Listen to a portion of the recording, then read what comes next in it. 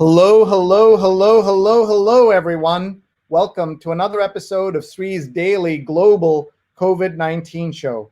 My name is Sree Sreenivasan, and it's my honor to convene this daily conversation around all things COVID-19. Today is episode 185. We've been on the air for 185 straight days, no holidays, no weekends, no vacation. And we've been bringing people together around the world to understand the crisis in front of us. Today, we're going to look back a little bit because it's the 19th anniversary of 9/11. Today is September 11th, 2020. And here we are 19 years after the horrific attacks in New York and Washington and the downed plane in Pennsylvania. We will meet our guests in just a moment. We have three terrific guests who will be with us. Stella Kramer, Pulitzer Prize-winning photo editor of the New York Times series Portraits of Grief. She's the publisher of Stella Zine, a photo zine. Steffen Kaplan, at Spin It Social, a former New York Times photo editor, freelance photojournalist who shot images on 9/11. You'll see some of those amazing pictures in a bit. And the host of the Spin It Social Hour on Facebook. He has a terrific show that will run Saturday morning at 10 a.m. Eastern, so you don't want to miss that.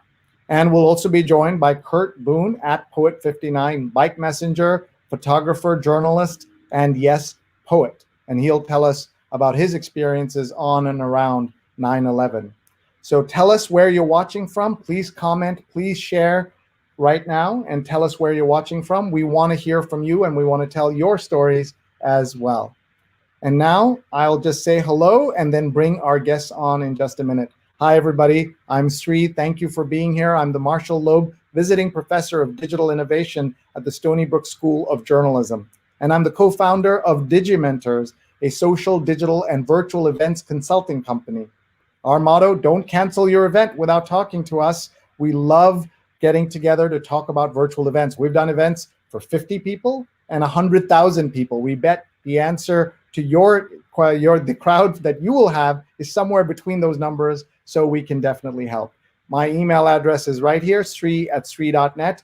Please let us know how we can help you. If you've never seen the show, we're on every single day. And in our first 175 episodes, we had 1 million plus viewers, 129 million social impressions, 316 guests, including 185 of them women. We've got to up that ratio from 63 cities, 17 countries, including the chief scientist of the World Health Organization. We can do this all because of our partnership with Scroll Global and Scroll.in. Please check them out. And find our archives on youtube.com/Sreenet, youtube.com/Sreenet. And I'm also able to do this because of our awesome sponsors who we will talk about in a few minutes. We're also able to do this because of our amazing producers, Rose Horowitz at Rose Horowitz 31 and Vandana Menon, Vandana_Menon. You'll meet Vandana. You won't meet Vandana this time, but you'll meet Rose because she's going to join us to talk for a few minutes in a little while. So are you ready to talk about 9/11? One of the most important days in modern history. And I'm so surprised it's already 19 years since it happened. In many ways, it feels like yesterday. In other ways, it feels like 40 years ago. My wife Rupa and I were in the air that morning, and we saw the Twin Towers before they were hit. We landed around 8:15 on the East Coast in LaGuardia, and by the time we got to what was still then the Triborough Bridge, we saw smoke in the distance, and we saw police sirens and ambulances going on the bridge to go help. And of course, there wasn't that much they could do in that moment. And we will talk more about that horrific day. It was a day that I will never forget, and I know many of you won't. Some of you, however, who are watching tonight were so young that you have no memory of this, or you were born even after that.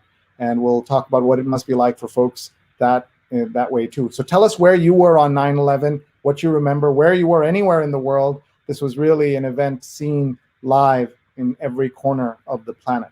So let's bring on our guest to say hello. And we are thrilled to have with us Stella Kramer and Steffen Kaplan. Kurt will be joining us in just a bit. So please say hello to Stella and to Steffen. Hi, folks. Hey everybody.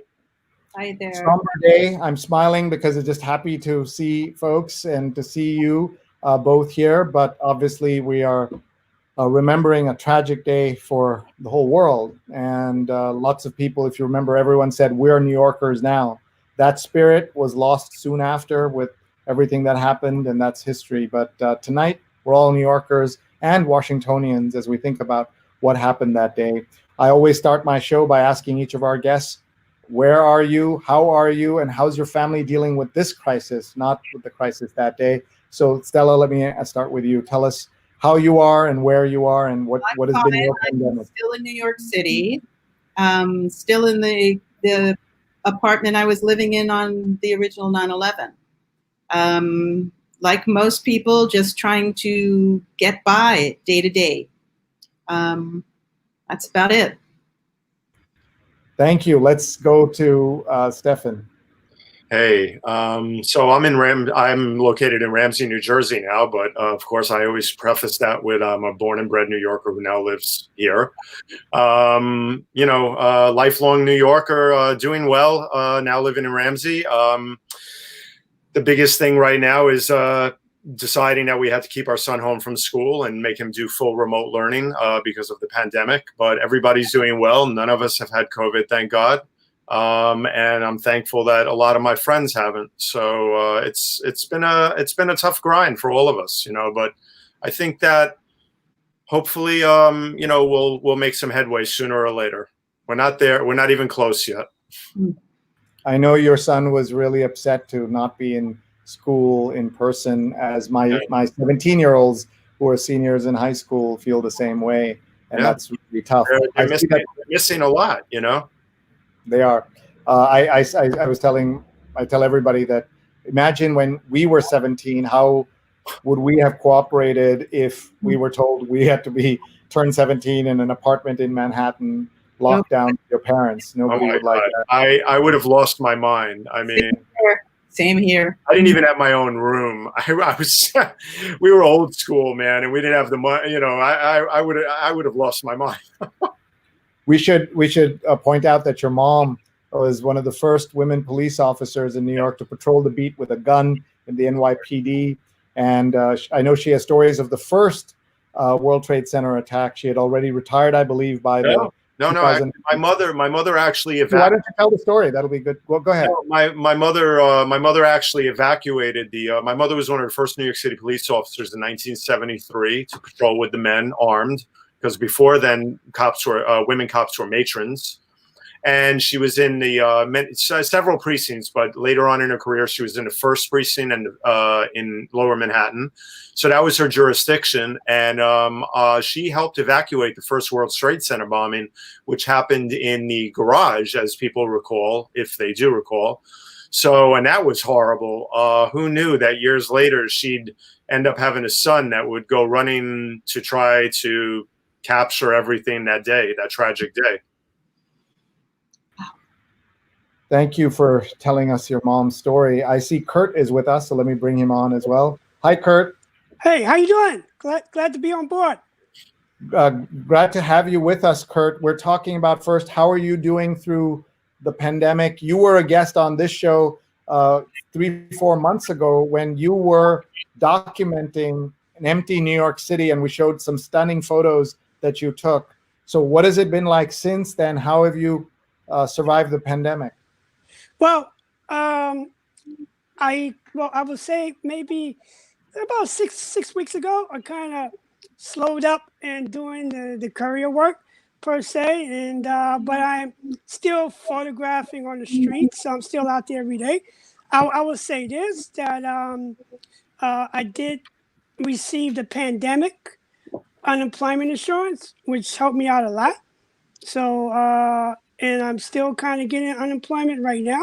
So so far, everything looks pretty good. I've been a courier for 24 years. Wow. And it's kind of time for me to kind of hang up my messenger bag per se, and just Mm. put that aside and kind of work on my photography and some books, some newer books I'm working on, and some consulting I'm doing as well in what you call street culture. So a lot of my photography is in the streets because I've worked in the streets. Mhm. So the streets have become a kind of a cultural element on its own, from hip hop to skateboarding to street fashion. So my journalism, I'm deep in covering that particular material, and what I do, I usually don't go to mainstream newspapers with it. I Mm. kind of go to the art book market. So Mm. I independently publish my street photography books, and then I go to libraries and museums to acquire the books for documentation. But I will say, during COVID, I've been getting a lot of media coverage for my photography in COVID. So there's two things happening right now. I'm a jury. I've been selected to be a jury member for the city museum in New York. They're having a New York response expedition coming up in November. So I was selected to be a jury on that, and I'm also in the ICP concern. So ICP has a expedition going on right now called ICP Concern, and it's photographs from all over the world. That's awesome. From all over the world.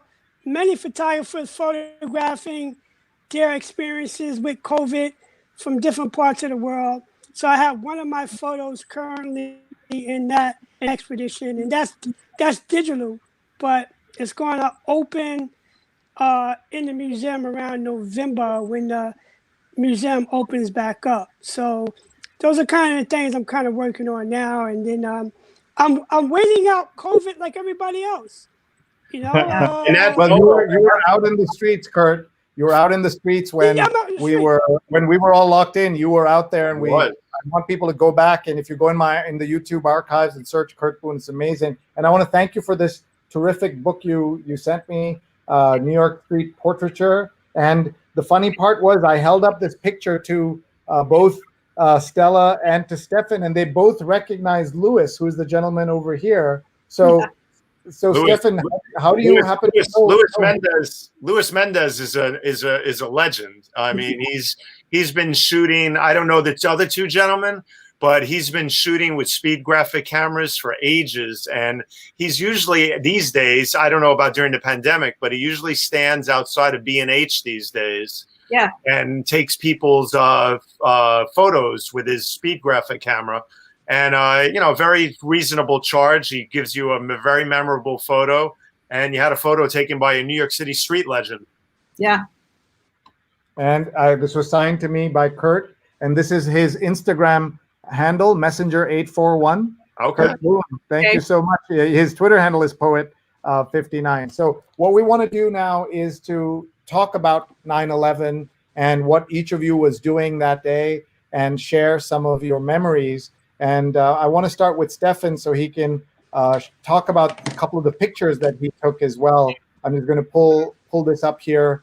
We're looking ahead to the next day, obviously, when these photographs ran. On the left is the famous photograph above. You can see that on the upper left, the photograph by Tom Franklin of firefighters raising the flag at Ground Zero.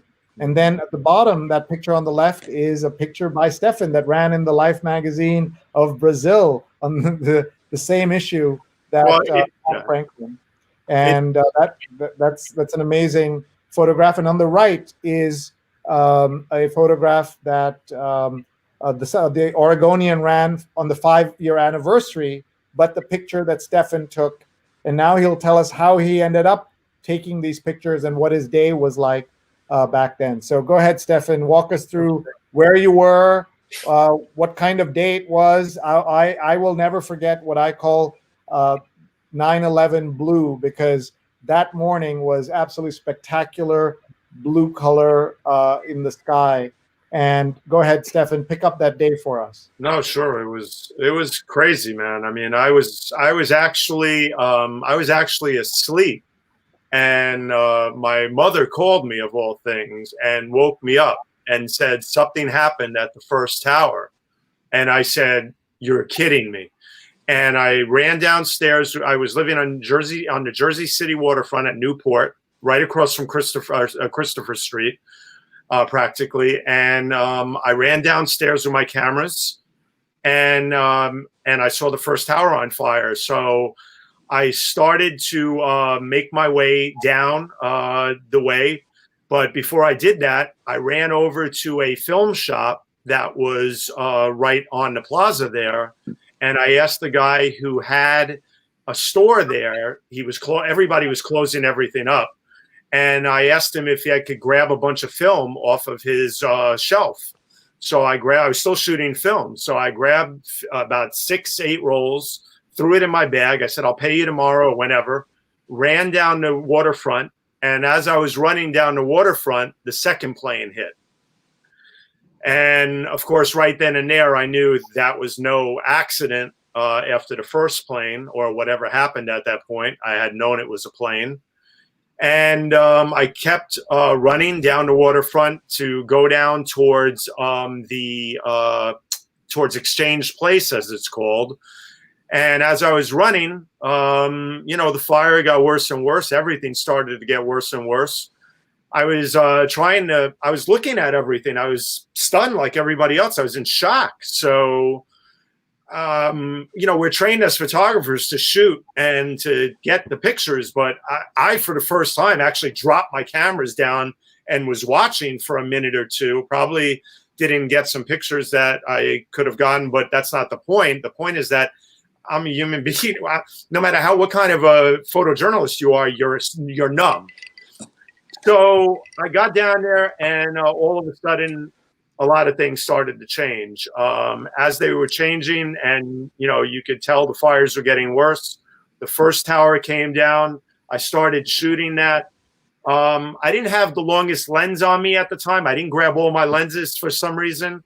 So my photos were not as tight as I would say they should have been for some of that, but it is what it is. So as the towers started, the first tower came down.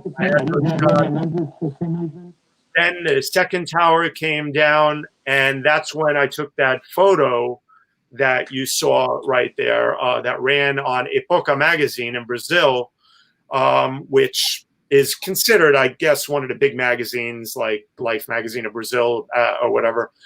And so I shot that, and not knowing what I had. I mean, I knew I had a really powerful photo, but these days with digital, you have everything the minute you take it. So then, of course, long story short, after everything happened, the towers came down, and I grabbed that photo and a couple of others, and that other photo that you saw of beforehand of when the towers were on fire with that long drift of smoke. That was what really made the photo, was doing a panoramic. And back then, not a lot of people were doing those types of panoramics, but I did it, and there was a reason, because I had to capture that whole drift. So anyway, I then had to figure out what to do. So I ran back to the apartment, and they were evacuating everybody from Manhattan to Exchange Place. So I got out of there because I had to make a decision. How was I going to get my photos into the paper first? So I ran back to my apartment in Newport Plaza, and I found a woman I knew who had a T1 line. Now, Sree, back then a T1 line was pretty big stuff. So I got her to, I scanned in my photos, and we got the photos to the New York Times. But then the next step came. I had to decide, I had to get to work. Okay, everything's shut down. The bridges are shut down. The trains are shut down. Luckily, I had missed the Path Station train going in that morning. I had tried to catch it, or else I probably would have been in the towers. and I probably wouldn't be here with you today because I know myself, because as you know, I documented the NYPD for 10 years, and I worked with these cops day in and day out doing the life of cops. And I know where I would have been. So I there's a reason why I'm here today. And the other reason was I had moved 6 months earlier from living a mile from the World Trade Center in Manhattan. And I moved to Jersey City because I had a dog that was so big. It was a 120-pound Rottweiler. And I couldn't find an apartment at the time that would take me for a reasonable rent. So the rents were going up at that time. So I always say my dog Bubbles, my 120-pound Bubbles, saved my life that day because I moved to Jersey City. So I'm in Jersey City, as I said. I'm running back home. I got the film scanned in. I sent it in at the Times. They got the photos, but I had to get to work, like I said. So I ran downstairs to the marina. There's the Newport Marina right there. And I had press credentials. So I ran downstairs, independent press credentials, because I was a photo editor at the time. So I was an independent photojournalist. So I ran down with my press credentials, started waving them around and yelling at people in the marina, hey, does anybody have a boat?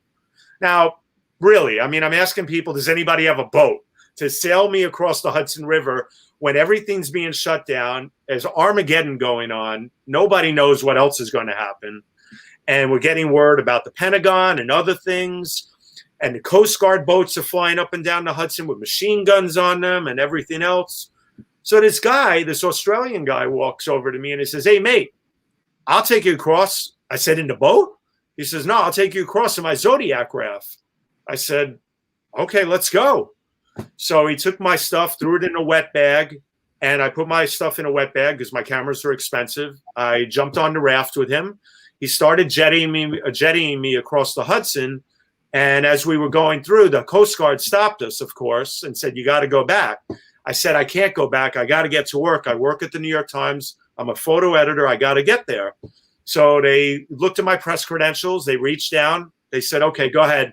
So he jettied me across the Hudson. I got to Chelsea Piers, and there was a ladder there. So I climbed up the ladder, got to 11th Avenue. All the smoke and ash was coming up, and the cars were coming up trying to get out of there. And I commandeered a car, basically. I jumped in front of a car, and I said, you know what, guys, please, you got to take me uptown. Are you going that way? They said, yeah, where else would we be going? So I jumped in the car with them. I got it to work, and I went up to the newsroom, on our newsroom, the wire service. And everybody just looked at me, including Meryl Perlman, you know Meryl, Sree, and Stella. And Meryl looked at me with Lad Paul and everybody else that day, and they were like, you know, how did you get here? I said, I took a raft, and the rest was history, you know. But we all did the point is we all did what we had to do to get to work that day. Not just me. There are dozens and dozens, if not hundreds of people in the journalism business that day here in DC and everywhere that gave their all to do so much. And some of them gave their all and died. And whether it was then or later on from the toxic elements from 9/11, it's just still to this day raw and will always live with us, you know? Well, thank you for sharing that, Steffen. And I knew some elements of this, but I didn't know all of it. Thank you. It's the first time I've shared it all, because I've shared it with my circles, but I've never come online or gone on a show and told the whole story from beginning to end.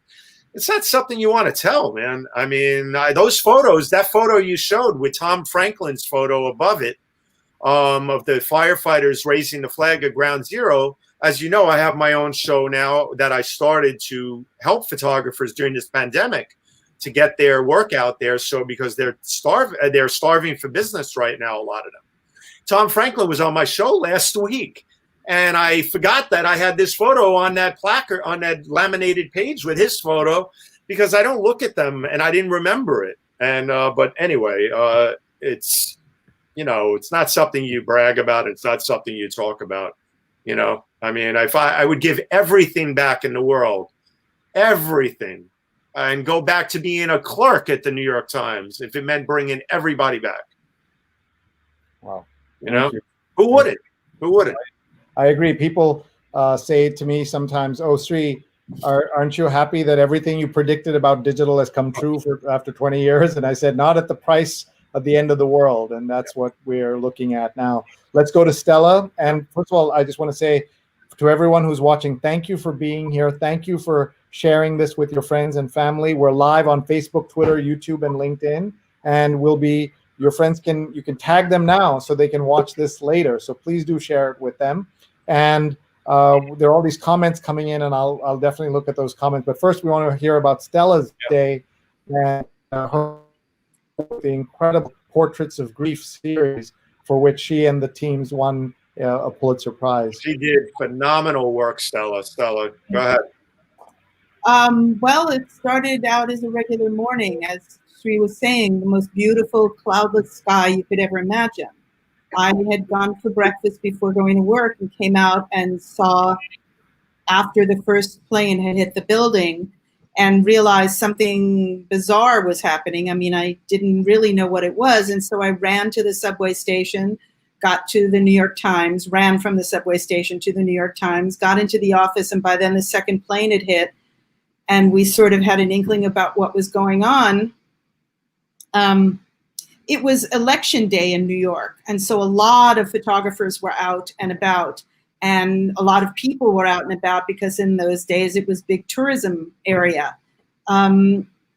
Immediately, people started coming to the New York Times with their film, which we rushed into the lab.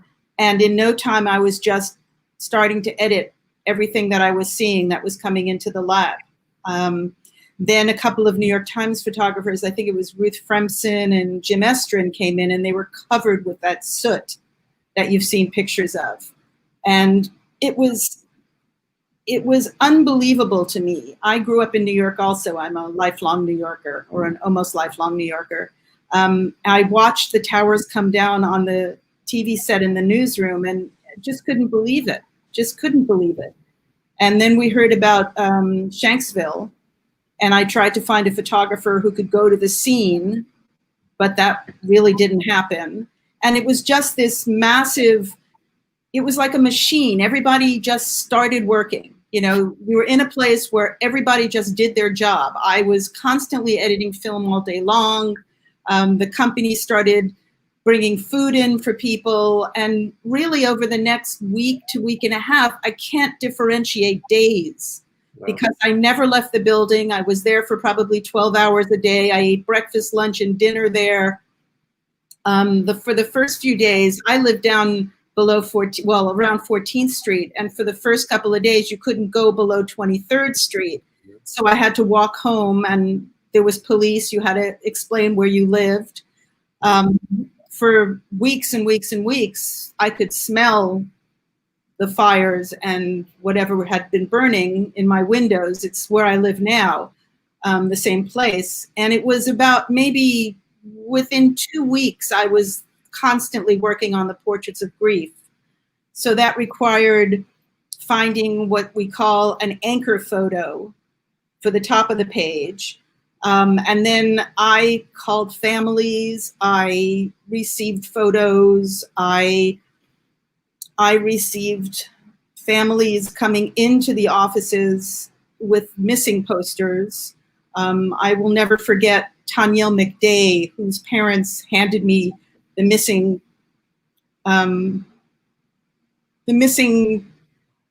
paper. You know, there were tons of these missing posters around.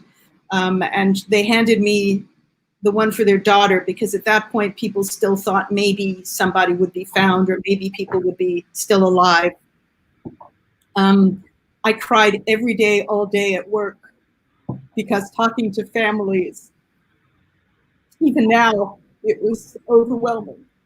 And my responsibility was to get these photos, and then and when people send you photos, they're sending you these wonderful moments in life, their graduations, their babies being born, their schools, their parties, and you're having to crop them into a headshot. So you're taking this wonderful event and you're bringing it down to this little square of just a face. And that was really tough for me.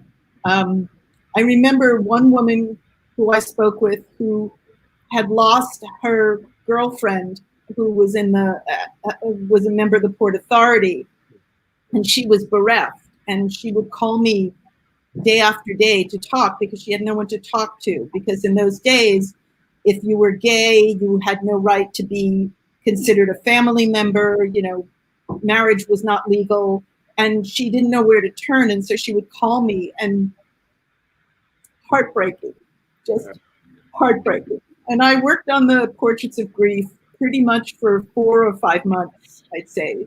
Pretty much I was the person who did it. They gave it to me. And it was incredibly difficult. The only thing really that got me through it was my best friend in California called me every day. And that was really the only thing that made me able to get through the day, because I would work 12-hour days. I would go home and then I would watch cable TV for a couple of hours, and I would just cry and cry and cry, sleep for a couple of hours, and go back to work. So it's this weird, it's similar in a weird sense to the pandemic, where I lost track of time because my days were the same every single day. And they were very emotional, and they were very isolated and very lonely. So that was my experience. The anchor photos was a real challenge for me, and I really worked my best to find something. You can see one at the top of the page there. You know, there were memorials all over the city. There were memorials, in Jersey, anywhere people had been lost. And I would send photographers, and I would look through tons of photos.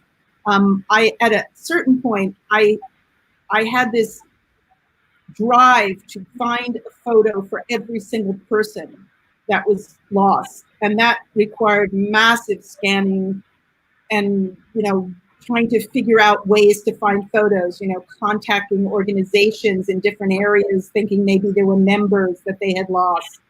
And it always stayed with me that there are people we'll never know that were lost, undocumented people who worked down in the area, maybe food carts or the tourist tables where they sold trinkets and things like that. And we'll never know who they were. Because there was no one to report them missing, or they were afraid to report them missing. And so numbers are a fluid thing to me. The amount of people who died in New York, it's always been more than documented, just like with the pandemic, the same sort of a thing. Yeah. Well, if you remember correctly, Sree, there was my grandparents, both of them, well, not both of them, but one of them passed away at St. Vincent's Hospital down on 7th Avenue and 12th Street. And that was a very big hospital. My family had a lot of history going to the hospital with different things, just over time. And that was the place where everybody went. But anyway, when 9/11 happened, all those areas, and especially St. Vincent's, was inundated with these posters and pictures, stuck on the walls. It covered the entire building. It was it was mentally draining and spiritually draining to walk by there and see all those faces stuck on these posters. And then, of course, months later, not even months, well, when the pile started to get worked on more and more, as they call it, the pile, and all the emergency responders were clearing the area and digging for remains and other things, and all that toxic crap. Little by little, they'd have escorts going up 6th Avenue, Avenue of the Americas, going up, bringing them to where? But to the morgue, to Bellevue and the morgue. I got to tell you, there was a few times I'd be on 6th Avenue because my grandparents lived in the Village, and I'd go to the Village a lot still to check on them. And even as a photojournalist, there were times I put my cameras down and I would stand there and I would salute the trucks going by with the ESU trucks, because it just broke your heart, man. It brings us to tears just thinking about it. All the firemen, all the cops, all the office workers. I know we're having trouble these days with a lot of things, but I got to tell you, man, on 9/11, nobody asked who was running in those buildings, man. I live across the street from Mount Sinai, and it was the same way with the posters. Yeah. And then I went to funerals. I stood outside of churches around the city going to funerals for first responders. I worked down. There was a guy named Nino who had a restaurant who started a restaurant on Canal Street to serve the people who were working on the pile. And I went and I volunteered on that on weekends. Yeah. I was so involved in everything. It was like my whole life was, for a long period of time, was involved with 9/11 and the aftermath. And it took me literally 5 years before I was able to personally process it and have a cathartic experience. I went down to the ceremony at the 5-year mark and wept and finally was able to let go, because I just felt so connected. I have names in my head that I'll always have. Yeah. I listened to the names this morning. I listen every year for some particular names. And I just have a massive amount of names in my head of people I never met, who I know by teeny little photos. It's been a huge part of my life. And to be perfectly honest, I just wanted to say one thing that Steffen said. I was part of the group that won 2 Pulitzers for this. That's right. And I would do anything to have that not be the case. Yeah. It's an identifier for me. And yet I would be more than happy to not have had it ever happen. Yeah. Ever happen. Yeah. Thank you for sharing that story, and thank you for everything you did for those people. That's what journalists do, right? You were helping them. This was your way of helping at that moment, and you weren't running into you weren't running into save lives, but you were trying to save the survivors and trying to help them, and you did. I know how much it meant to so many people whose families were in those little boxes, and it became an incredible documentation of everything that happened that day. Say one thing: I've never read one of them. Really? Never been able to even one of them. Even now, I did my part, but I could never read the story. Wow, that's incredible. We have it's already, I can't believe it's already 9:40, and we have so many comments that we want to get to. People are telling us their 9/11 stories. Kurt, I want Kurt to just tell us he was not working that day, and then he was told not to go in. Kurt, right? Obviously, you were working that day for Getty. You were telling me that story. But one of the things that he talked to me about was that before the first World Trade Center bombing in '93, anybody could, if you wore a messenger bag, you could sort of just go upstairs. And after that, they became much more security conscious, the way we are all now. That started, he said, with the first World Trade Center bombing and not the plane attacks. Kurt, what you've written a poem about the time in those few weeks afterwards, as the things you had, and you dug that up for us. Kurt, would you read that to us? Kurt, if you can hear us. Can you guys hear me? I can hear you. Go ahead. Yeah, I can hear you. Can you hear me? Yes, we can. Go ahead, Kurt. Read it.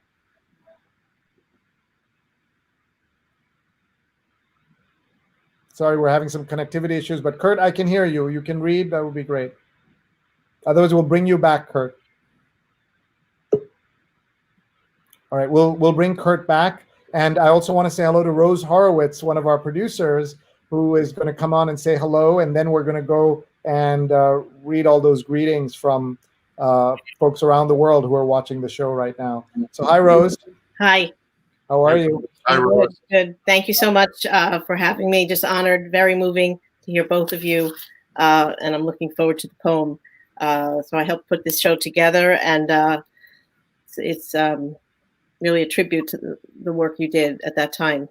I had, at that hour, I had young kids, and they were in elementary school, and I was at a PTA meeting. And the principal who was doing the meeting just got a note or something, but just kept going. And then, exactly, 9 minutes later, he said, "Everyone go home."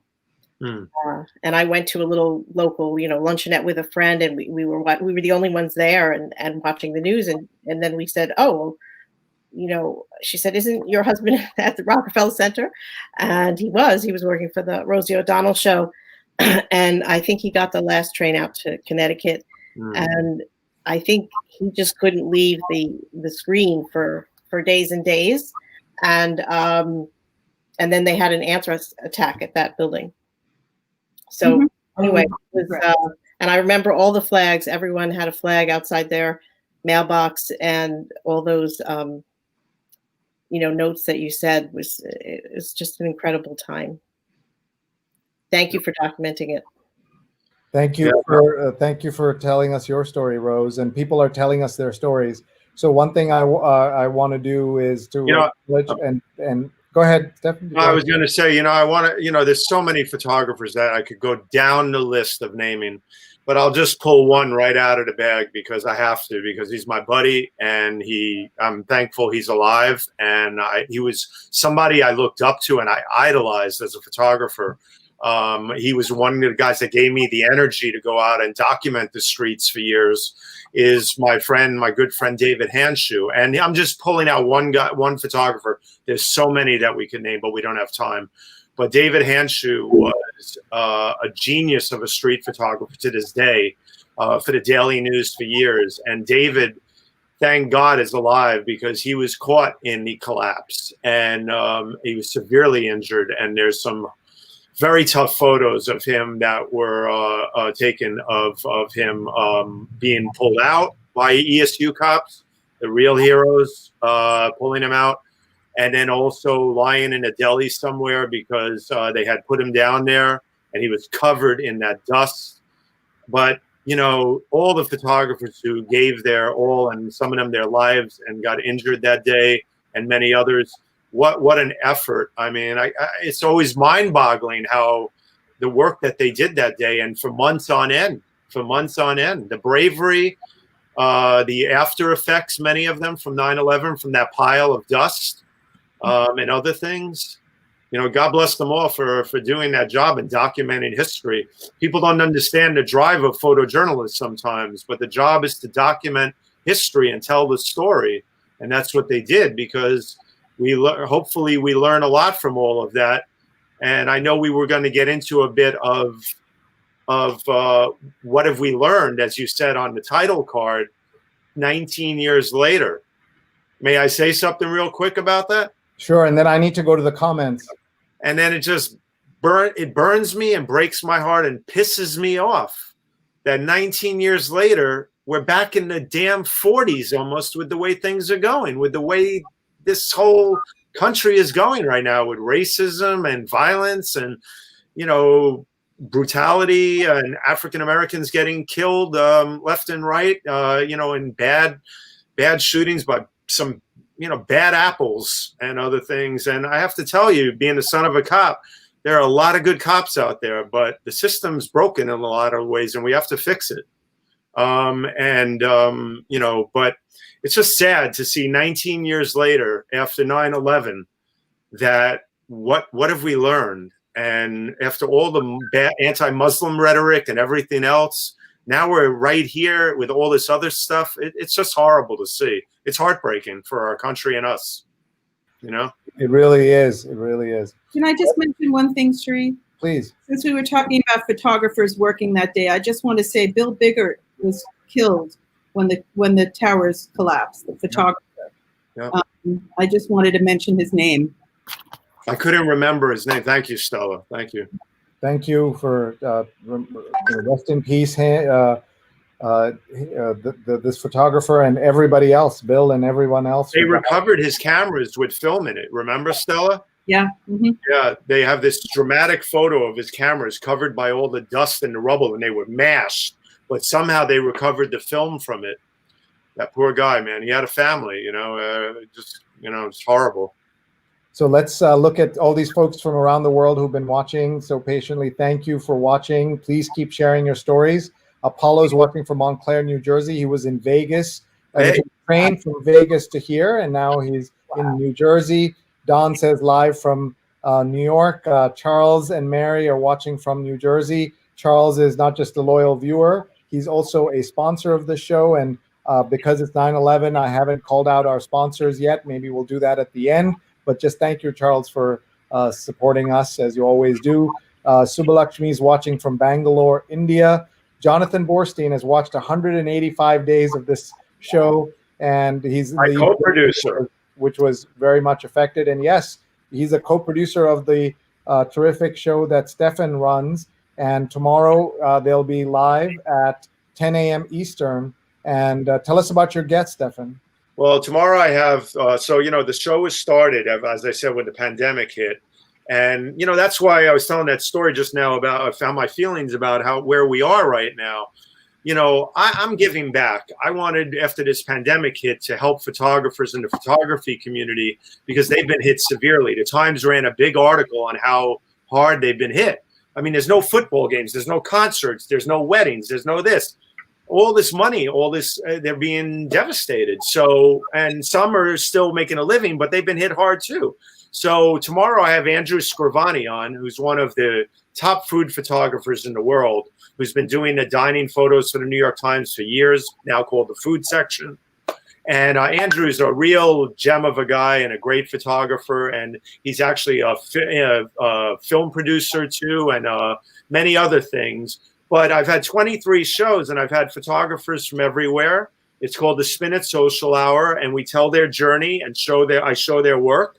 And we talk everything about social media and photography. And tomorrow morning at 10, it's on Facebook, Twitter, and YouTube. So I hope everybody can join us and learn about Andrew Scrivani. I'll just mention, because your show is at 10, right. We're the warm-up act for your show.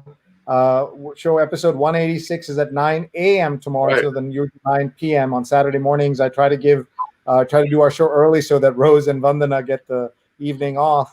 But S.V. Date will be our guest, the White House correspondent for Huffington Post, now called HuffPost. He's the author of 8 books, including 5 novels. His latest is called The Useful Idiot: How Donald Trump Killed the Republican Party with Racism and the Rest of Us with Coronavirus. So one of the things we're going to ask him about is the title of that book. He's the gentleman who went on in the White House and asked the president if he has any regrets about the 2 years of lies that he has told.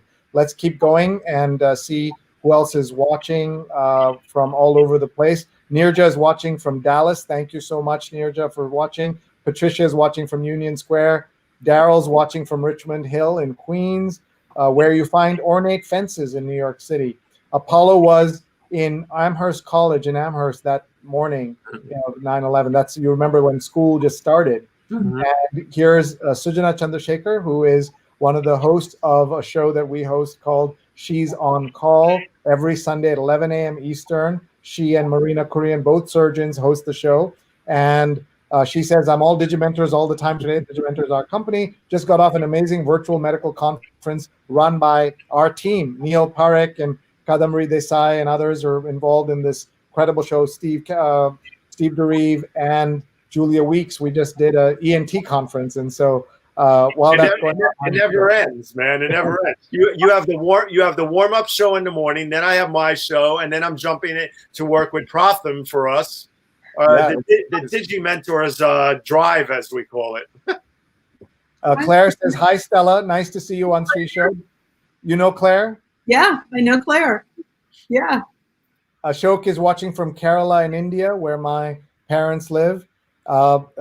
Dr. Strange says, jet fuel can't melt steel beams. I shouldn't have shown this comment. You know what that is, right? That's the hoaxes and conspiracy theories. Those are the original trolls of the internet. Yeah, you hit them. I didn't know what I was looking at. So for those of you who are watching me produce the show, should always read the comments before you put them on. And here it is. Everyone's talking nicely, and then someone's injecting. So what they're saying is it wasn't a jet plane. It was explosives that were put in the tower to bring them down. Yeah. All the conspiracy theories. You can draw a straight line from all of those conspiracies, including the conspiracy theory that Muslims were celebrating in New Jersey that Donald Trump lied about. And by the way, when the towers fell, he went on TV and boasted that he now has the tallest buildings in New York. Yeah. I don't know. Yeah. If you had told us, as Ann Applebaum said on Twitter, that within 20 years, that man would be the president of the United States, and this is the way the world would be, no one would have believed you, and that's exactly what happened. So I apologize for bringing up the conspiracy theory on camera like that. Rajan says, I was in Penn Station and the TVs on the concourse in some of the stores were broadcasting smoke coming out of one of the towers. Initially, I thought it was some other city, but it was downtown. I had a very low-level job as a news assistant at the Times, but I stayed at my post because I didn't know what would happen next. I thought the Times building might be a target, or the United Nations across the island, or, of course, the Empire State Building, which is very close by. I visited that year Detroit and was in the GM Tower, which is the tallest building at the time in Detroit, and they evacuated because they had no idea what was the next target. So all tall buildings were evacuated, as many of you will remember. He's posted a link to Kurt Boone's books, so everybody check out kurtboonebooks.com. Well, Sree, you talk about the other thing. The other thing was what happened right afterwards, after all this other chaos, was the anthrax attacks. The New York Times got a couple of letters. We had to evacuate the building and get out of there because they didn't know what was going on with that. And then it hit Rockefeller Center and at 30 Rock, because we were across the street in the hotel that day, and it was either Bill Keller or I forget. It's been a long time. Bill Keller or somebody else ran up to me and they said, "Who's got a camera in here?" I said, "I got my cameras with me." They said, "Run up to Rockefeller Center. Something's going on up there right now. Get up there now." So all the other photographers were busy doing other things. So I ran up there as a photo editor, and I ended up getting a photo of the anthrax attack evac from Rockefeller Center there. And, the cop had brought out somebody with this. He was having a panic attack because it was scary what was going on in New York with the anthrax attacks and other things, And within a month, you might also remember there was a plane crash, American Airlines, right off of Rockaway, and you just couldn't make up stuff like that to imagine what the sequence of events that happened. Oh yeah, well, planes went by. I mean, after 9/11, when they finally started flying again, and I mean, God, you always wondered every time a plane went by in New York City. You were worried, Yep, that's true.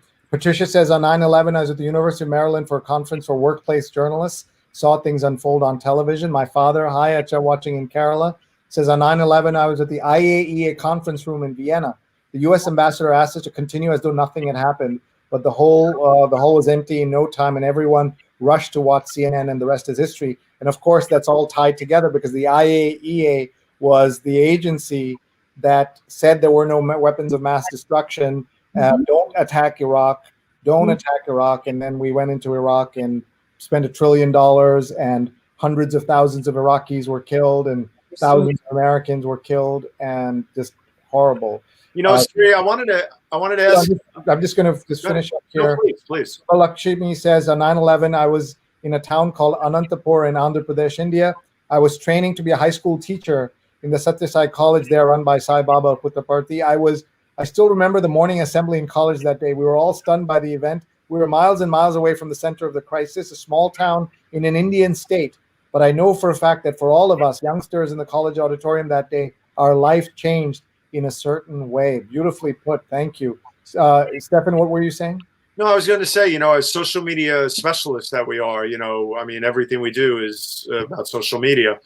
It always boggles my mind, to think about, Stella and I were talking about this earlier, with the thousands and thousands of pictures that emerged from 9/11, you couldn't even imagine if Instagram and all these things were around on 9/11, what it would have been. I mean, it was like, well, at the time, it was the most photographed event in human history. Right. And that was before digital and social media. Yeah, we heard Steffen was shooting in film.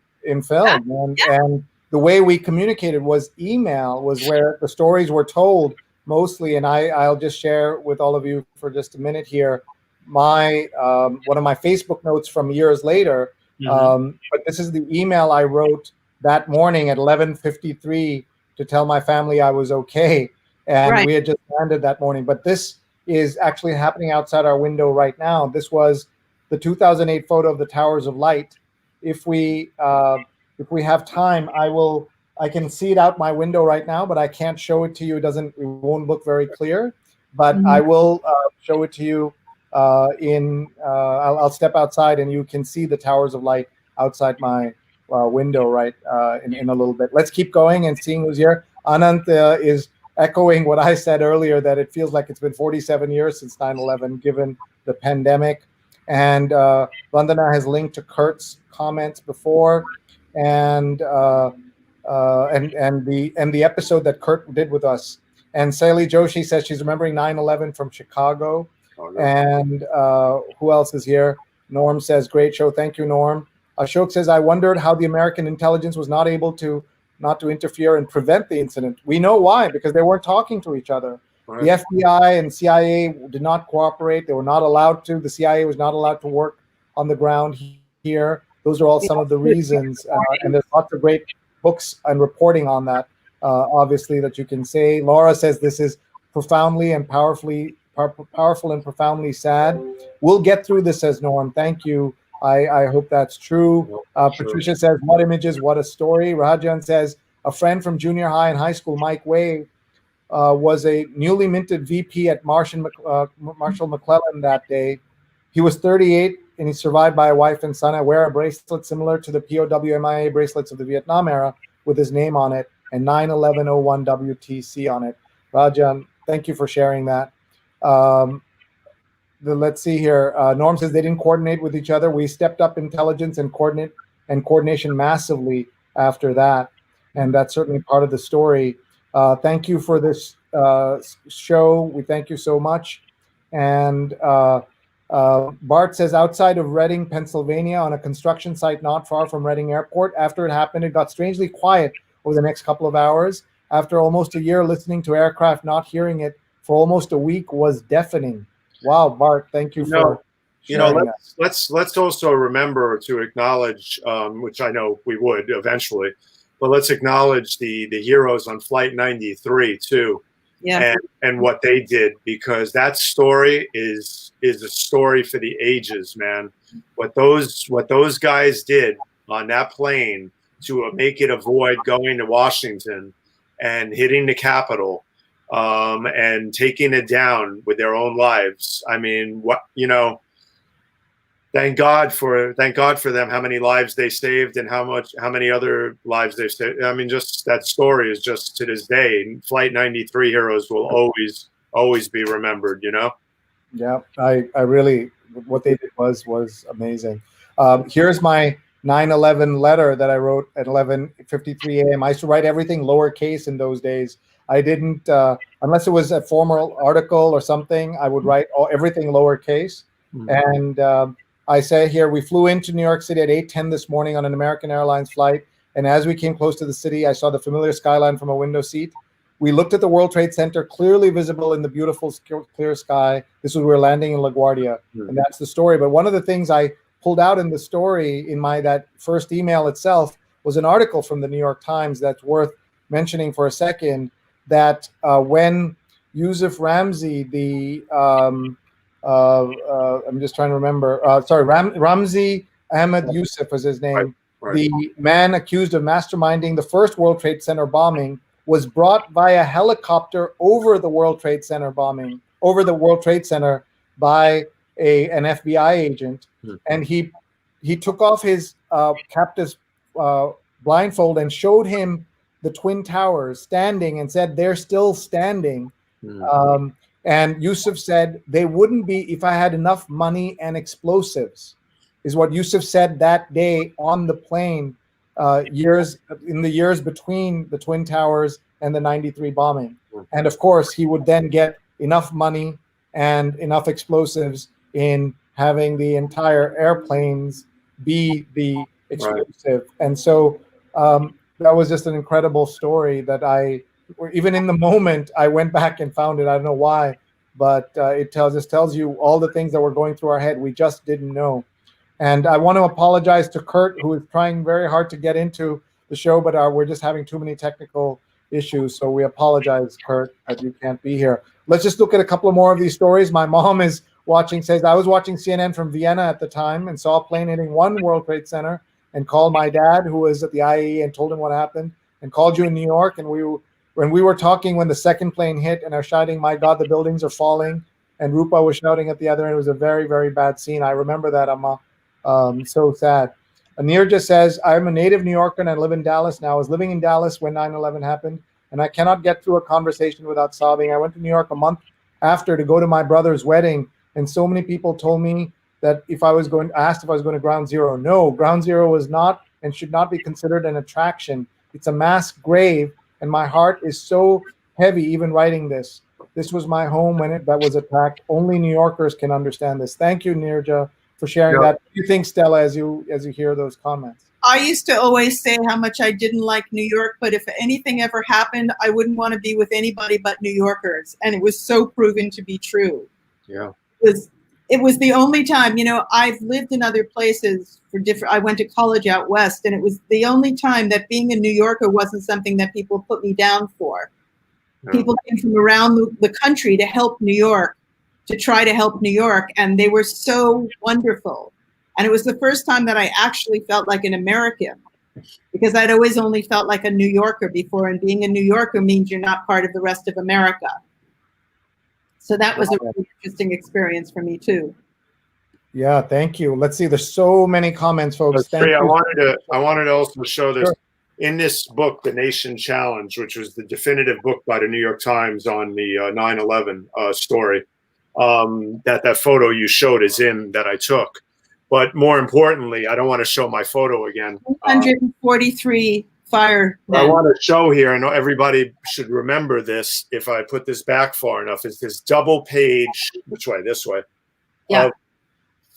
Over 343 firefighters from all companies that were lost that day. I took that picture around to firehouses, and the one in my neighborhood still has it up, even 19 years later. I'm not singling out firefighters over police. We lost a lot of police officers too that day, but the firefighters there, 343 firefighters. Firefighters are, they run into these buildings all the time, not even thinking that something like that could happen, and God bless all their families and everything they did, man, because the fire department took a humongous hit that day. We lost someone in my neighborhood firehouse. Raymond says, "I was in New York City and saw the planes darting into the towers, ran to my roof to see the catastrophe. I wish I had any camera with me that day, but did take some downtown starting 5 days later." So he's pointing to his Flickr. Yeah. And Steffan's mom is commenting through. That's my mother's husband. So she got on his account. She got in his account. Steffan's mother. And what he was saying, I remember it well when he arrived at the Times. Most employees were in the street along with Sulzberger. He immediately sent Stefan to Rockefeller Center to take photos of evacuations. That photo was published. I proved useful days following as I was able to get us into air. Yeah, my mother would walk down to the area with me. And even though I had press credentials, there was so much going on. She'd show her badge and she had more pull than I did. So she'd pull out her old. As it should be. Your mom should have more pull than you. Pull out her old shield and she would. But the photo she's talking about was this when the anthrax attacks happened at Rockefeller Center. And that was the photo that ran of the cop evacuating the Rockefeller Center. But my mother, would go down here with her shield and waltz me in, to the 9/11 area. But, getting back to one other thing, I want to single out one cop that I worked with back then. I'm not, once again, singling anybody out, but Jimmy Leahy from the 6th Precinct, a really sweet man. Got down to the World Trade Center, was killed in the collapse. Jimmy was a gem of a guy from the 6th Precinct. The 6th Precinct was a rare, beautiful precinct of cops in the 6th Precinct. I grew up in Greenwich Village, and I'll always acknowledge that the 6th Precinct was very special in Greenwich Village. And anyway, Jimmy lost that day. I just wanted to acknowledge Jimmy Leahy and Jimmy Zadroga, who I photographed in my 10 years of working with the NYPD. Jimmy Zadroga, who died from the after effects of 9/11, Sree. If you know, championed by Jon Stewart and the The bill is named The bill after. is named after him. So I was going to say Jimmy Zadroga, the bill, the 9/11 health, 9/11 responders bill, whatever it's called, Yeah, it's named was after him. named after Jimmy Zadroga. I have one of the few photos of him. If his family's listening, I can't get in touch with them. I don't know. I don't know why, but if his family's listening, I have one of the few photos of him on the beat in action in a bunch of photos. If they ever want them, they should contact me. And I'd be more than happy to give them to them because Jimmy was a real hero and a really sweet guy.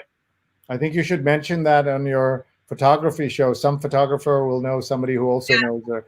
I mean, I know a lot of cops. They could probably point me in a direction, but I've never been connected to his family for some reason. I understand. All right, let's go here. Nirja says, I just had a baby and she was only 4 months old and remember just crying and crying and crying with this little baby on my lap. Ali Hernandez says, hi, Steph, watching. And she's big at Time Magazine. She's the VP of Human Resources at Time Magazine. Nice. And Norm says, is it fair to note that we seem to have solved the terror problem since this brutal and unprovoked attack? The terror problem, I don't know if it's been solved in the mainland, maybe, but the security theater and everything we go through when we travel, there have been attacks thwarted in Times Square and other places as well. So I don't think we've solved the terror problem, Norm. But how wild is it, Sree, that when the pandemic hit and even before, it's amazing that, we haven't had any knock on wood, any problems that way for a while. I mean, it's crazy, Yeah, it's true. Norm says, I started taking measures to gather in and defend my family in case more attacks came. In Dallas, we actually called the police because I did not want anyone to attack us. I put American flags out, and thankfully the University Park Police kept an eye on my home. There was a whole bunch of terrible hate crimes against Muslims, against Sikhs, against South Asians, Arabs. Thank you, says one of our viewers. It was heartbreaking scene, says my mom. Edward says, indeed, nothing compares quite to that fateful day. And in that, we can take note today that we need strength in these times when we look back for inspiration to fight the good fight. Thank you, Edward. That's beautifully said. And Pradnya is watching from Silver Spring. And Don says, was working West 23rd Street between Highline and West Side Highway construction. Saw the dust clouds and walked down empty West Side Highway up to Hubert Street with dust-covered people and firefighters coming from the Trade Center. Something we'll never forget seeing. I tried very hard not to dwell on that day, says Pradnya. That is one way certainly to deal with it. Salim Khan says, on 9/11, I entered my Toronto Star alt paper where I was news editor. All 50 staff were jammed into the news bullpen around the only TV. I asked, what's going on? A sales rep quietly said, a lot. And Pradnya says, it was my second week on the job at NYU, emerged from the PATH train, watched the towers burning over Washington Square Arch. This is so difficult. Patricia says, so important for people to realize impact emotions associated with covering such events. You have a photo you want to show us? I wanted to also acknowledge, as this happened after 9/11, let's also remember the incredible efforts and amazing work that was done abroad by Vincent Laforet, by Ruth Fremson, by Ruth Fremson, and so many. This photo here, for example, by Ruth, taken in Afghanistan. I'll never forget when Ruth came back from being abroad and she ran into me upstairs, and she always thanked all the photo editors for working so hard and making sure that all her photos got out and everything. Meanwhile, she's over there busting her butt with her life in danger all the time, with her and Vincent and Paula Bronstein and all these other photographers that were there. What's that, Stella? Tyler Hicks. Oh my God, Tyler Hicks. Tyler, a legend with 9 lives, as I always said. Yeah. One of the most amazing photographers of our time, Tyler Hicks, Mm-hmm. Folks, Salim says on 9/12, it was the first time of many to come in the ensuing months when someone tried to kill me as I walked across the street. And he's talking about what it's like to be Muslim, and that's in Toronto. Yeah. So you can imagine in parts of America where there was such hate and so many problems. Rajan says, agreed, Stefan. We sadly slid backwards in time. Most of the gains since the 60s seem to have disappeared. Stella and Stefan, thank you for documenting the day, because we should never forget. I cannot even imagine how you felt, how you feel for the rest of your lives. We have to live with the memory. And the best way to honor those who died is to respect everyone and love everyone. We are Americans, and we need to rise up out of the ashes. And Edward said, I have to add that a good friend from high school that worked for Cantor Fitzgerald was killed on 9/11. Many of us have connected by time where we were, but when you know somebody, man, that really hurts. So sad. Somebody that I had worked with at one of the magazines I work with died in the towers. So sorry to hear that. Hammerstan says, watching in Sweden. Thank you for watching. We have not learned anything, says Ashok, from what happened. The Americans, especially dealing with the pandemic, racism, health and safety, and other issues. Subbalakshmi says, Stefan, so true. The system is broken at so many levels. Stella, we could feel the pain in your voice. Your story touched me so deeply. And here we are connecting all over the world. Yeah. Let's see the cover. Yes. So this is the day after. Go ahead. Times, the day after it happened. I've kept this paper for 19 years. Yeah. Where can you just hold it up? Just fill this frame, please. Could you just fill the frame for a second? I know people want to take a picture of it. And just a little more down. Pull it back. I'm sorry. No, pull it back to you. Sorry, pull it back to you and hold it up. Just closer to your face. Yeah, right there is good. Hijacked jets destroy Twin Towers and hit Pentagon in day of terror. President vows to exact punishment for evil. A creeping horror. Thank you. Thank you. Thank you. And you've kept it in such great condition. You must have put it in some Mylar bag or something. They gave us a Mylar bag and a letter from the publisher. And they did. So I've always kept it. You know what? I kept some as well, and then I ordered. You can buy these on the New York Times. Yeah. And so I've gotten those as well. Just one. Go ahead. No, I was going to say, it's something that really breaks my heart is I had this book, the Nation Challenge book. I had a copy that over time had been autographed by many of the photographers with stories, more importantly, than autographs. Stories from Jim Wilson, Howell Raines, who was the executive editor at the time, that told us all how much he appreciated all the work we did, and many others. Ruth Fremson in particular wrote a beautiful inscription, and I'll never forget, that said, Stefan, thank you so much for telling the story of a lot of the Afghan people and many others from abroad from the war that ensued afterwards. And when we moved up here to Ramsey, I don't know how, but that book somehow ended up in a discarded, in a box that we donated, I think, to a library. And if anybody ever, I'm going to say this publicly, if anybody ever finds a 9/11 Nation Challenge book like this from the New York Times, autographed and written many stories in it to Steffen Kaplan, I would be indebted if you guys could return that book to me, because it's. You'll give them a clean copy. You'll give them yours. I'll give them 10 clean copies because that book had personal notes in it to me that break my heart to this day. That it's gone, and I don't know what happened to it because it was a mix-up because I had 4 of them, and that one autographed one got mixed up in a box. I decided to finally give one away to the library, or Sree did, and something happened and it's gone. So if anybody ever finds it with Steffan's notes in it, autographed to me and stories told me, please return it. That's the Steffen Kaplan, folks. Please help him out. Indeed, nothing learned, and may I expand the crimes of war and war spending, money that could benefit mankind. The anti-war movement needs to step up and energize. This is the greatest crime and theft of all. Rajan says, 9/11 truthers can all go pound sand. I cleaned that up before I posted it. And Mark says, I remember I was heading to a radio station photo shoot when I heard about 9/11. At first, I thought it was a War of the Worlds radio serial, and then I realized how serious it was when I got to the station and saw it on the internet. And that was one of the first big internet stories, if you remember. When I realized what was going on, I called friends of mine in the area to see if they were safe. Of course, phones were shut down for days after that, and a few of the friends have now moved back to North Carolina.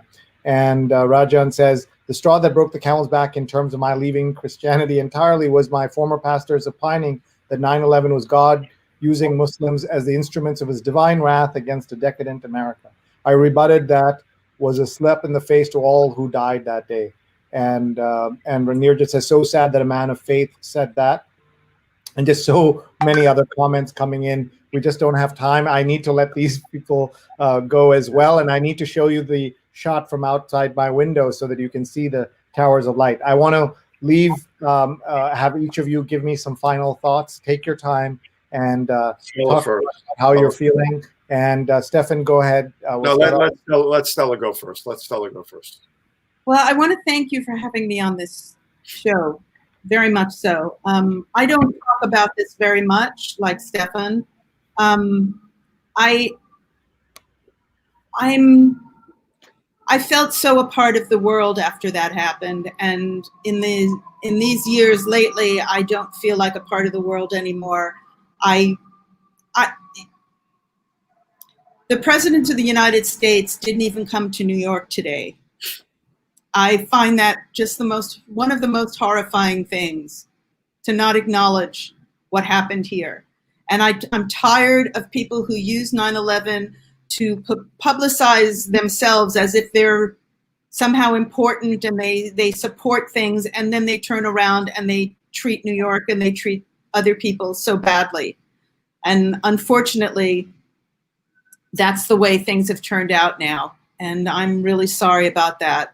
I hold a lot of people's names in my heart. I'm proud to be a New Yorker.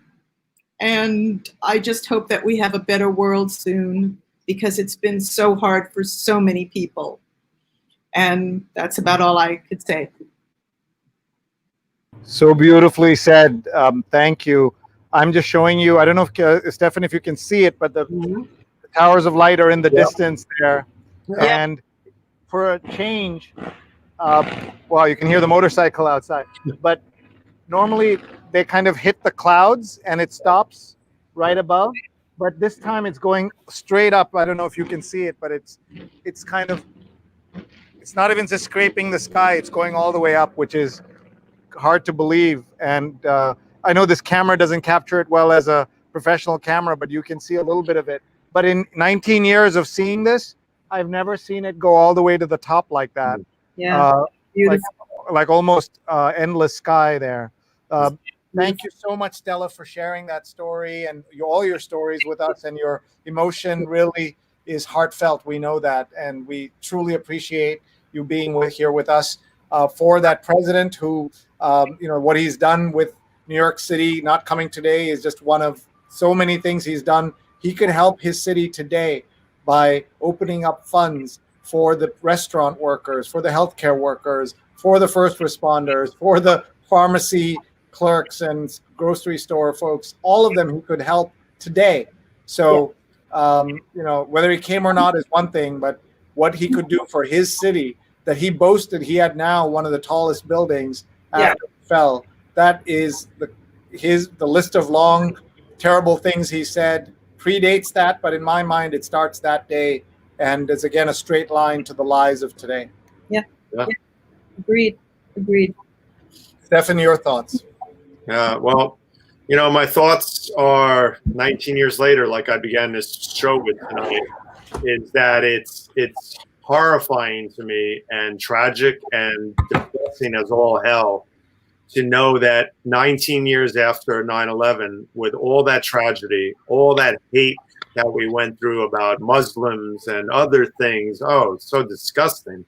All the stories that came out of it, here we are, and it's worse than ever now with so many other things: the pandemic, the racism, like I said, the system. This country is broken right now, and we need to fix it. And I'm hoping that we can get back on track. Please, everyone, do your part. Vote. We have to vote as if your life depends on it, because it does. And I'm tired of being silent about certain things. This is our lives that are at stake. I'm not silent about things, but I'm very careful on social because, as we know, what happens when you're in social and you deal with a lot of this stuff. But I will say this: my friend Bobby Miller who I had on my show, is a great photographer, a dear lifelong friend of mine, said to me once, he said, honey, he said, Bobby said to me, silence has never been an option, you know, and it isn't. Silence is not an option. It's not an option now. It never has been. Rise up, use your voices, use everything else, and make sure we have change. And let's try to get something going here so we can get back on track, because we had some greatness going on, and we're back to, God, it feels like I didn't even live in that era, but McCarthy era and other things, what's going on with all this lunacy. Sure. Thank you, Steffen. You're an amazing friend and colleague, and you speak from the heart, and we always appreciate that. Everyone, check out his fabulous show that he has every Saturday morning at 10 a.m. Eastern time. It's called the Spinach Social Hour, and he has a great guest tomorrow. I did before Stella left. I just wanted to tell her that you tell us what you're showing us. Oh yeah. I wanted to say that I publish a photo zine now, and this is the first issue, and it will be available on my website. So check it out. I'm looking to put work out that doesn't get enough eyes on it. That's incredibly unique and beautiful, and that's what I do these days. That is awesome. So her website is stellakramer.com, right? stellakramer.com. This is the work of Johnny Savino. Amazing. Look at that. Really, really beautiful work. And Stella Yeah. Stella's going to be, I just told her today that she's going in November. I booked till then, believe it or not. But in November, she's going to be one of my guests on my show to talk about all of those photographers that she's getting the work out there. It'd make a perfect combo. So I was just thinking that. And I want you to know, Stella, that one of the things we do about the New York Times is we read the New York Times out loud like crazy people. We've been doing it for 5 years. And this past Sunday, we had Diane Cardwell, who New York Times reporter and editor for a long time. And she was an amazing guest. And next Sunday, that's this coming Sunday, David Housewright, past president of the Private Eye Writers of America and winner of the Edgar Award from the Mystery Writers of America, will be our guest. He's a former newspaper reporter and ad man. 8:30 a.m. on all these channels every single Sunday morning at 8:30 a.m. So please join us for that. Sree, let me say one more thing here, because this is about you too. I want to acknowledge Sree for this 100. What's the number we're up to now? 185. 185. Okay, 185 straight nights, folks, days and nights of doing the Sree COVID-19 call. Sree has brought together the most amazing community over the years since I've met him 7 years ago. And 8 years ago almost, through Donatella Lorch. Donnie, a shout out to you for introducing me to Sree and changing my life that way, because Sree is an amazing leader in this industry and the field of journalism and digital and everything else. And what he's done with the COVID call, by bringing communities together around the world with StreamYard, by the way, which is the platform we use for all our shows. StreamYard has revolutionized this whole industry. And I'm sure Sree will agree with me that StreamYard is the natural evolution of social media. Live streaming is the natural evolution of social media. And the pandemic has brought this forward for us. And out of every tragic circumstance, there's sort of something that comes out of it. Well, for social media and digital, it's live streaming. And Sree is the leader in it in terms of what he's done with this and how he's brought the communities together and the world together. And we thank you for it, Sree. Well, thank you so much. Really, really appreciate it. Means a lot. So I'm going to let both of you go, and I'm going to read some more comments. But thank you both. Very special opportunity to talk to both of you. I can't believe it's been 19 years. And there'll be a lot of attention paid to this because of the 20th year anniversary, but it'll also be the 1 year plus of the pandemic. Who knows where we'll be? Hopefully the pandemic will be behind us, but that depends a lot on our leaders and our scientists and everybody else. So thank you all for watching, and especially our wonderful speakers. And also big thank you to Rose Horowitz for watching and participating as well, for bringing putting the show together as she does with Vandana every single day.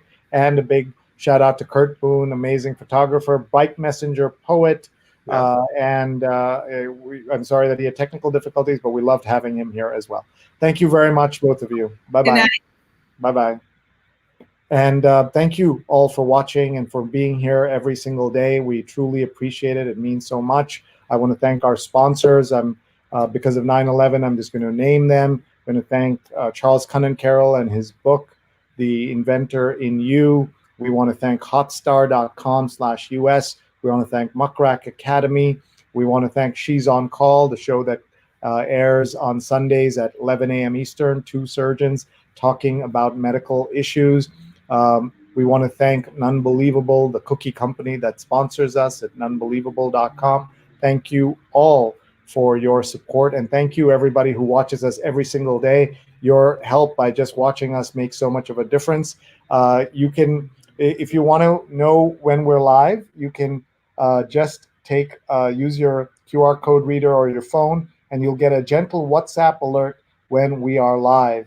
It's not a WhatsApp group, it's just a WhatsApp alert when we're live, or just email me and I can send you our details as well. We'd love to be in touch and love to thank you for your support. And please go to YouTube and hit subscribe, youtube.com/Sreenet. Follow me on Twitter @Sree. Instagram is Sreenet, SREENET. Let's look at some more comments and then we'll let everybody go. Rajan says, blessings and love to all. Subbalakshmi says, thank you so much, Sree, for this very thoughtful discussion and for this very inspiring live streaming. Thanks for bringing us all together here. Thank you so much. We do this every day. Tomorrow, we're doing it at 9 a.m. Eastern. And the episode is with the Huffington Post, or the HuffPost editor, the White House correspondent, a gentleman named S.V. Datte, and he's with us, and he's the author of a book on Trump. And then on Sunday night, we have Positivity, where we try to be positive despite every rotten thing going on. Damon Brown is our guest, best-selling author, entrepreneur, and coach, co-founder of a company called Cuddler that was sold. His new book is Build From Now, How to Know Your Power, See Your Abundance, and Nourish the World. Pre-order at buildfromnow.com, and that's Sunday at 9 p.m. Eastern. I did want to also show a picture of Kurt, a couple of pictures of Kurt, one when he was in the Navy, as you can see, and then a photo taken of him on Instagram. But big thank you, obviously, to our servicemen and women who do their part every day, and we're very grateful to them, and who are used as pawns by military leaders and others, unfortunately, way too much. Rahajan says, I remember Donatella Lorch from when she was at the New York Times, awesome reporter. War on terrorism cost lives of millions in the Middle East and still continues. Hope you're all safe. And Subbalakshmi says, thank you so much for this thoughtful discussion. Just so many great comments coming here. And Jonathan says, Damon is great and an old friend. I didn't know that. And Robert says, Kurt we'll have a photo book on pandemic era in New York City soon. KurtBooneBooks.com. Thank you, Bob, and thank you, Bob, for bringing Kurt into our lives. We'll make sure that we'll have him back when his book is here. And so many other comments coming through. I just can't read through all of these. Pradney says, remember when Rudy Giuliani was perceived as a leader and not a psycho? Apollo says, didn't go to ground zero until 2017. Edward says, the thing that always concerned me is that 9/11 is used as an excuse to go way beyond punishing those who are responsible. Point to the war in Iraq and trillions wasted, hundreds of thousands murdered, blood spilled without any reason, pure insanity. And he is right. Evocative program, says Jonathan. Thank you. The Department of Homeland Security came out of 9/11. Sudha says you could smell the smoke for weeks in Queens. And Sudha, thank you for all you did to support the New Yorkers who needed help, especially in the South Asian community then and today, and all the great work you're doing at the South Asian Council for Social Services. Very, very important. So many comments, I just can't get through each of them. There was a question whether Steffen developed the film himself, or before he sent it to the Times, how did he deal with it? Maybe he can tweet about that. I think people would be interested in those stories. So many great comments coming in here. I'm just trying to find them all. and Apollo is giving condolences to Rajan. And Nextel phones with the two-way radios were working. Don, that is true. I had one of those Nextel phones. They'd been acquired by Sprint, and they were working. Will the New York Times do a photo book of the millions of people slaughtered in the Middle East since the attacks? And this is the question of, how journalism covers the world. Is, we live in an American-centric world, and certainly even today, there would be more coverage of the fires if they took place on the East Coast than they did in the West Coast. The photographs coming out of the fires in California are shocking, and something that everybody should pay attention to. I don't pay enough attention to it, even though we host a news show, because we're on the East Coast. There is that location bias, Oregon as well. And so many other great comments. Don says, I had floppy disks of 1.4 megabytes to hold my pictures. And that's right, the pictures, you'd fit just a few pictures in there. And Sree, I always remember the SAJA, Asia Pacific American panel discussion we organized together. Yes, and we did that in the days after, and Saphir Chaudhary, the state senator in Minnesota, then the highest ranking state senator, Indian American elected leader, came from Minnesota and visited Ground Zero and spoke to all of us. It was a very moving program that we did. We couldn't do something like this, so we did it in reality. Since then, the Indian American community has gone on to have multiple congressmen at the same time, multiple governors, and now a candidate for the vice presidency of the United States in Senator Kamala Harris. And so many other comments coming in. And Salim says, white supremacists and other armed bigots would have been mounting a lot of terrorist attacks in the COVID-19 era. That is true. Then this goes back to Norm's point that we've solved the terrorism problem. He meant international terrorism. But Salim, you're right. I should have pointed that out. You're absolutely correct. And so many other comments coming in. Layla says, I was in Los Angeles and supposed to be in New York City for business. I was dismayed. We are so divided now, says Layla. And I agree that the president should have traveled to New York City. Kurt says, excellent show. I feel the power and voices of remembrance. Thank you. And thank you, Kurt, for all you do. And so many other comments coming in here. On a positive note, today's state of affairs has galvanized people of conscience in a way we haven't seen in a long time. Better days ahead. Salim, thank you. I hope that's true. The middle majority must rise with true patriotism to defeat the fake patriot personality disorder president, and he's linked to his LinkedIn. Incredible work, Stella. So moving to hear your experience as photo editor. Thank you to you and to Steffen. And so many other comments coming in. And Pradnya says, sends her hearts, and that's the way we should leave it. We'll also look at Apollo's comments. Thank you for this show. It left me spellbound. It's the first time I attended a remembrance of 9/11. Thank you, thank you, thank you, all of you, for watching. Thank you for your support every single day. This show has gotten me through the pandemic, and we will be live every single day through at least the election. And we'll see you tomorrow. We'll talk about the presidency with the White House correspondent of HuffPo, Svi Date. Please join us 9 a.m. Eastern time tomorrow. Thanks very much, everybody. See you and goodbye. Rajan says, I'm very grateful for this forum, the community that has fostered over the past 6 months. And Rose says, thank you, Kurt. We'd still love to see your poems about 9/11. Please share them with us. Thanks very much, everybody. Bye-bye.